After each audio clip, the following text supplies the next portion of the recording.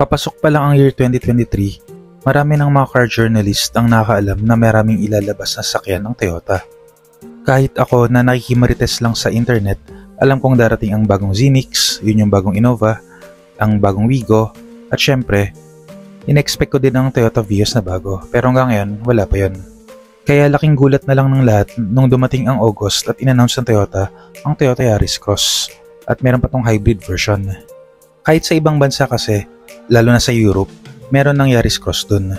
At dahil nanonood rin ako ng ibang car journalist galing sa ibang bansa, isa ako sa mga nag-aabang kung darating ba ang Yaris Cross sa atin. At sa wakas, nandito na ang Yaris Cross at sa video na to, pag-usapan natin kung ano bang may offer ng Yaris Cross Hybrid para sa atin. Lalo at iba tong Yaris Cross na nilabas sa atin, specific to the ASEAN market kasi dinevelop ng Toyota with Daihatsu ang Yaris Cross with our market in mind.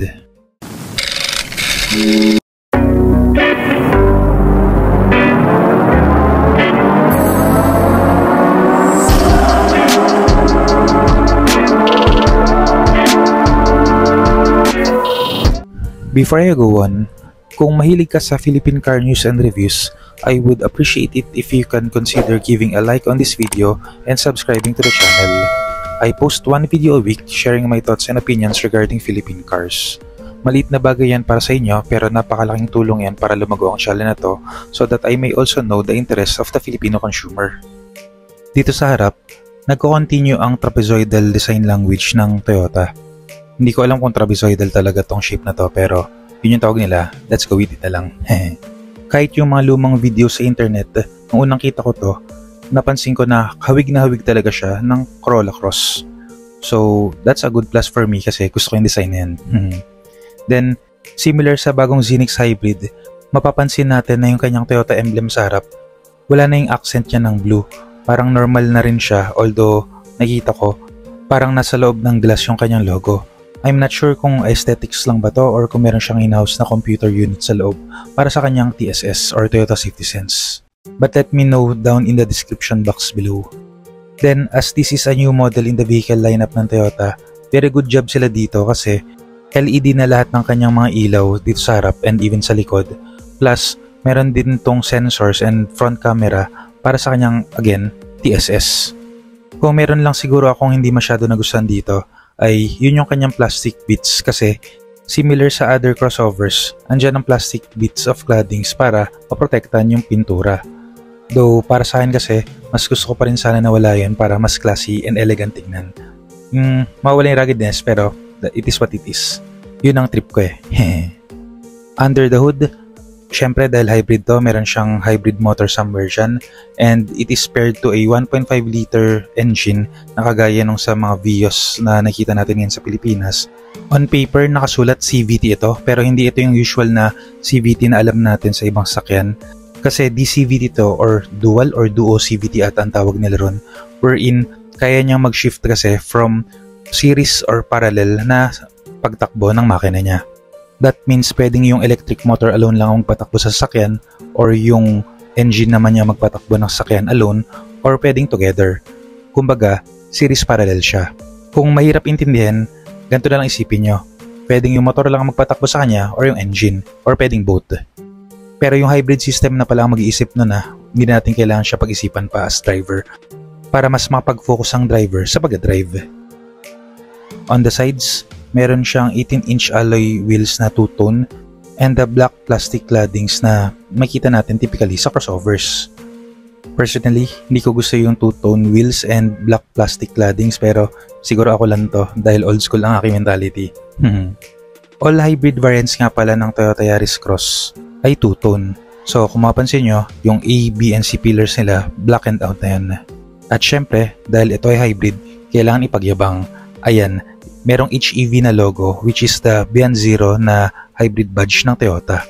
Under the side mirrors pala meron din tong camera para sa kanyang 360 camera view. Here on the back, makita at some angles na parang Lexus yung design language niya. At least nung nakita ko siya nung initially.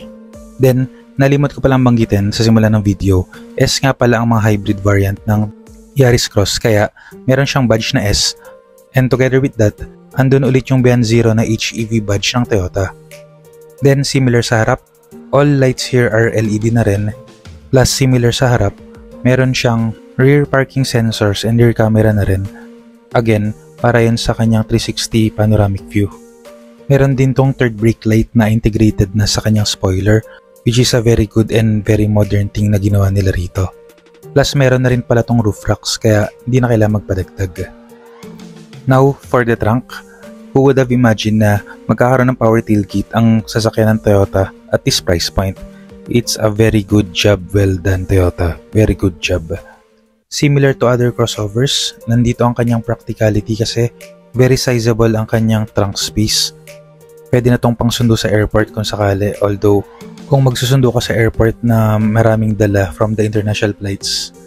But for the usual runabout na ginagawa natin in the city or even sa long weekends, I really believe na enough na yung cargo space na ito para dalhin ang weekend getaways na bags ng 4 or pwede pang siguro 5 tao. May built-in removable tonneau cover na rin siya na unlike sa Reese, medyo sturdy na to kaya very good. One awkward thing lang pala na makita mo dito sa likod ay yung kanyang spare tire. Medyo kakaiba kasi tignan yun, hindi siya katulad nung sa 4 na nakabit, pero at least meron siyang spare tire. Entering the rear seats, unang napansin ko pala na nalimot kong banggitin sa side profile, hindi na chrome door handles to, which I really like. Mas okay talaga para sa akin, at least para sa akin, na body color yung kanyang door handles. On the side doors, napansin ko, limited or parang wala na nga siya halos na plastic bits. The touch points are made in soft materials and even yung sa taas ng door cards, soft touch na rin siya, which is a very big deal lalo na kung galing ka sa previous Toyota old models. Kung meron lang ako maupo na rito na hindi ko nagustuhan, siguro yun yung piano black finishes dun sa kanyang buttons pang adjust ng windows. But all in all, it checks all the boxes for me. Leather seats, rear AC vents, and charging points at the back. Entering the front seats, similar sa likod, syempre, soft padded materials din yung kanyang mga touch points. It has leather seats, which Toyota says synthetic leather siya, kaya no animal was harmed in making this leather. One of the differentiators nga pala ng Toyota Yaris Cross is yung kanyang 6-speaker Pioneer sound system. Personally, hindi naman ako audiophile kaya hindi ko masyado naramdaman ang difference na ito. Pero ako lang naman to. Yung ibang mahilig sa sounds, for sure makapansin yung sound system na to. Aside from the 6-speaker Pioneer system, dahil hybrid to, meron siyang EV mode. That is a button na makita mo sa lower left side ng driver's side.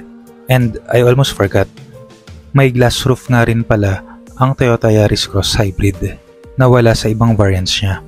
I-emphasize ko lang yung sinabi ko na glass roof kasi hindi ko masabi na sunroof or moonroof to kasi hindi naman siya nabubuksan. Yung iba hindi masyado magustuhan yun pero ako personally mas okay sa akin yun kasi less moving parts, less points of failure. Meron kasing mga nababalita na pag natanggal yung seal ng kanilang mga moonroof or sunroof tumutulo sa loob ng sasakyan yung ulan sa labas. For the driving pleasures, kitang-kita ang 10.1-inch display audio niya. So, that's very nice for a Toyota. Very nice. For the tech and safety amenities, thank God meron na tong electronic parking brake and auto hold.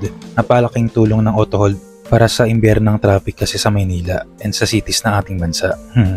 Aside sa mga basic na airbags, ABS and EBD, immobilizer, security alarm, stability control, etc., nandyan din ang kanyang Toyota Safety Sense, which is an active and passive driver assist aid. Andyan ang lane departure warning system, blind spot detection system, and at least for me, personally, panalo ang radar cruise control neto for highway cruising and yung kanyang 360 panoramic view or all-around view monitor. Napakalaking tulong kasi nun pag magpapark ka sa maliit na parking spaces, sa malls man or sa bahay. Pang iwas din yun sa mga gasgas. Also, aside sa napakalaking screen niya, meron din palang Apple CarPlay and Android Auto na yun, na both wireless. Wow, social. Now, for the price. This hybrid variant ng Toyota Yaris Cross will cost you about 1.6 million pesos, which I think is a fair price naman considering na we will be getting a hybrid system, modern tech amenities, advanced safety features from its TSS, which is coming from a very reliable and trusted brand dito sa Pilipinas na Toyota.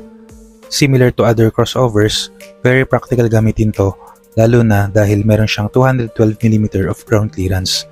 That I think is more than enough na para sa mga lubak at baha natin dito sa Pilipinas.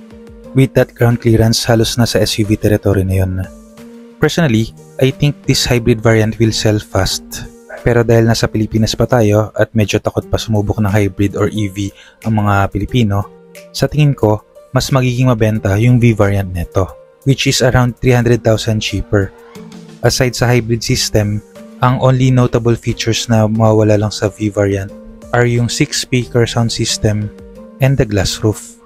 All in all, I think Toyota made a great choice by introducing the Toyota Yaris Cross dito sa bansa natin, knowing na kinakainan ng ibang car brands yung kanilang market share, lalo na sa crossover segment. Plus, manggagaling nga pala sa Indonesia tong sasakyan na to, kaya I think availability will not be a problem similar sa nangyari sa Corolla Cross and RAV4.